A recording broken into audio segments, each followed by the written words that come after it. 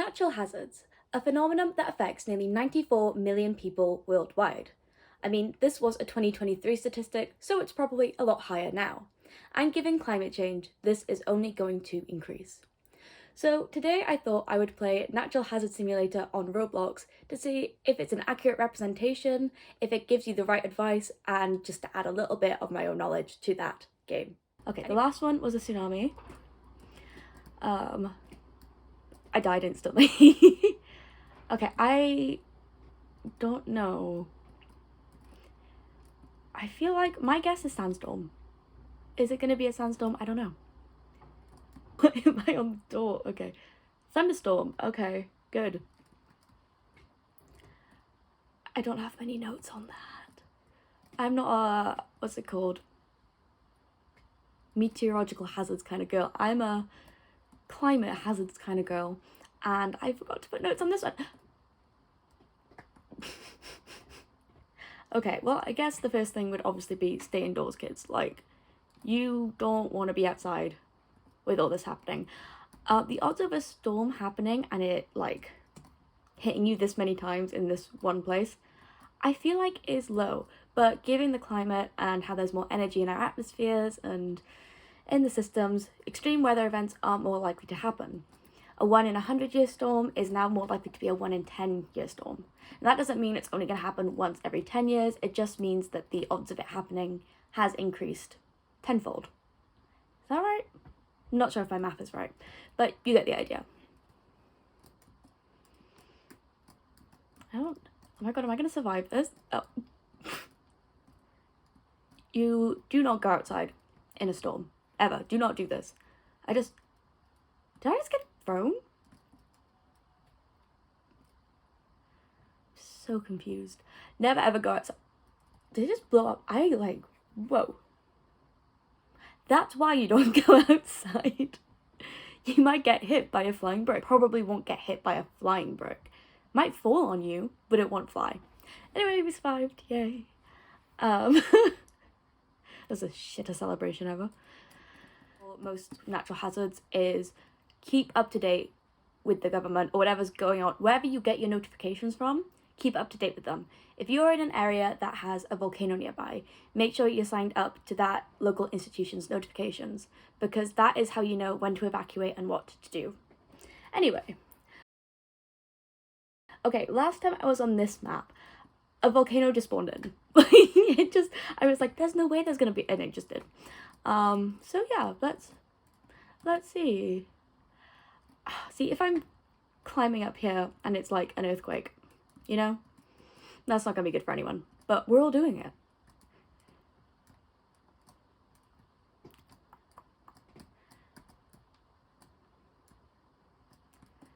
Or if it's a storm, the only thing I could think of right now that I would benefit of being this high up would be a flash flood. Oh, or a fire. Wildfires! Yay! Said no one ever. Okay. Then I guess here I'm gonna stay away from all the vegetation and flammable stuff, even though I kind of want to see. I haven't played a fire on this game, so yeah. So wildfires, they're known as a natural hazard, but the majority of them are caused by human interaction or human mistakes. So don't be fooled. Wildfires can happen naturally, weather events. How on earth is it up here? Oh my god, no. Guys, I've trapped myself.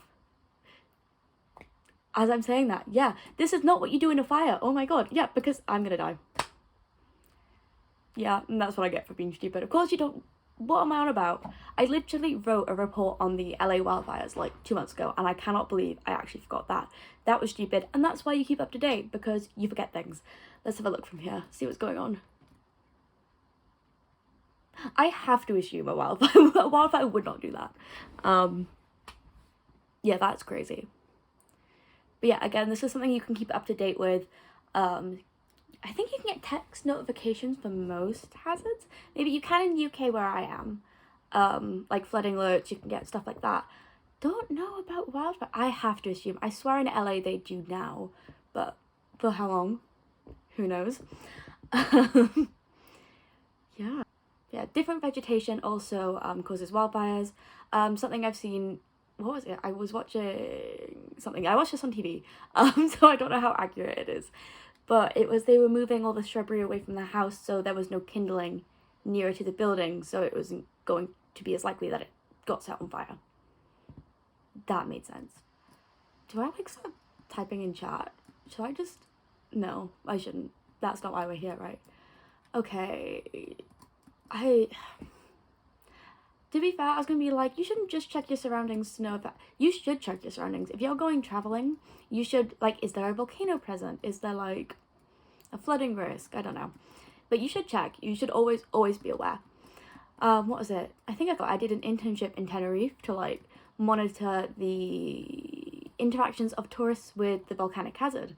And I'm not kidding you, I was on the plane going to Tenerife, and I saw the volcano acid rain. Okay, I'm gonna go to the bottom floor while I tell this story. I'm not kidding you, I literally got there, and as the plane was going over the island, I saw this massive volcano, and it just didn't occur to me it would be that big.